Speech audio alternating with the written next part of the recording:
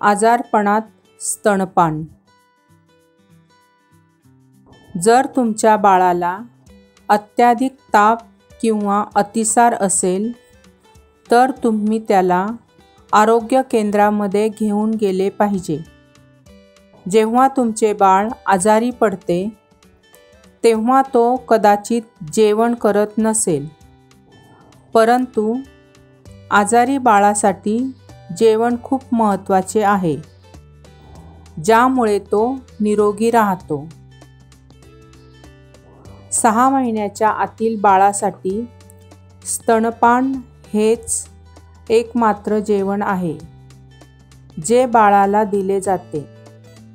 जर डॉक्टरांच्या सल्ल्याने कोणतेही औषध दिले जाते तर ते बाळाला देता येते, परंतु स्तनपान बंद करू नये हाच नेहमी सल्ला दिला जातो.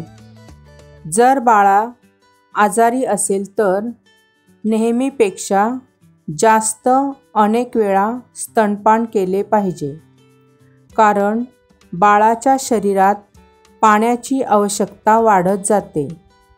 बाळासाठी जेवण खाण्यापेक्षा पाणी पिणे सोपे असते आणि स्तनपान बाळासाठी ऊर्जा आणि पोषक घटकांचे मुख्य स्रोत बनू शकते. ज्या बाळांनी पूरक आहार खाणे चालू केले आहे तरीही ते आजारी पडल्यास स्तनपान आरामदायक असते, कारण त्यात सामान्यपेक्षा जास्त लक्ष देण्याची आवश्यकता असते. 6 महिन्याच्या वरील बाळांना स्तनपानाशिवाय इतर खाद्यपदार्थ देण्याचाही प्रयत्न करावा. हे निश्चित केले पाहिजे की बाळ लवकरात लवकर बरे होईल. बाळाला त्याच्या आवडीचे जेवण द्या. जेवणाकडे प्रोत्साहित करण्याचा हा चांगला मार्ग आहे.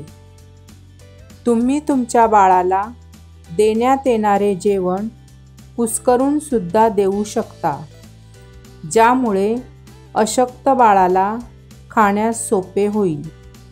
जास्त प्रमाणात स्वच्छ तरल पदार्थ पाजल्यास आरोग्यामध्ये लवकर सुधारणा होते.